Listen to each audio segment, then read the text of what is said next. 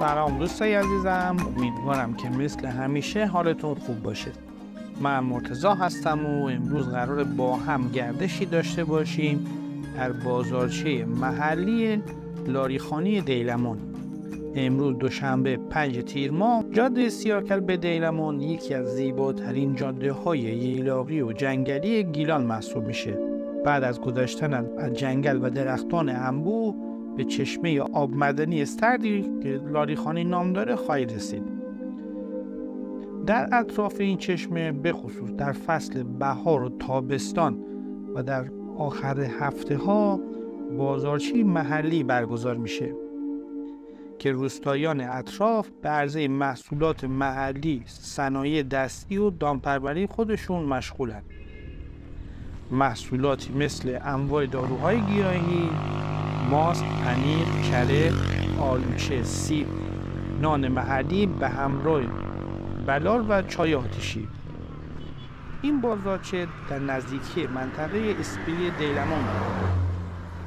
اگه قصد سفر به منطقه زیبای دیلمان رو دارید، توقف و خرید از این بازارچه رو حتما در برنامه هاتون قرار بدید. قبلا ولاگ گردش در منطقه زیبای دیلمان، کاروانسرای تیرتی که در مسیر جاده دیلمان قرار داره و همچنین گردش در جاهای مختلف شهر زیبای سیاکن رو در کانال قرار دادیم که لینک پلیلیست مربوط به این شهر رو براتون در قسمت توضیحات ویدیو قرار میدیم. خواهشاً با لایک‌ها و کامنتاتون ما رو در مسیر بهتر شدن حمایت کنید و برامون بنویسید که دوست دارید از کجای گیلان زیبا براتون ولاگ تهیه کنیم. در ضمن در روزهای یک شنبه و پنجشنبه هر هفته در این کانال ولاگ جدید قرار داده میشه. امیدوارم که از این گردش لذت ببرید.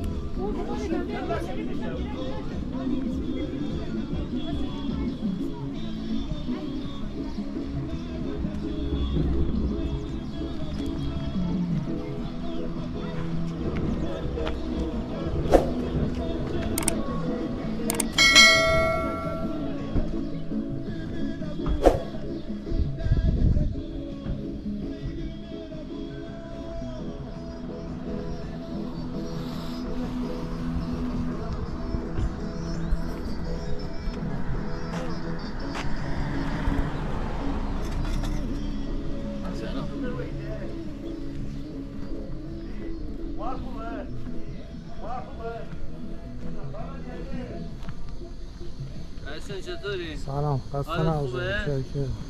مخلصی میشیم.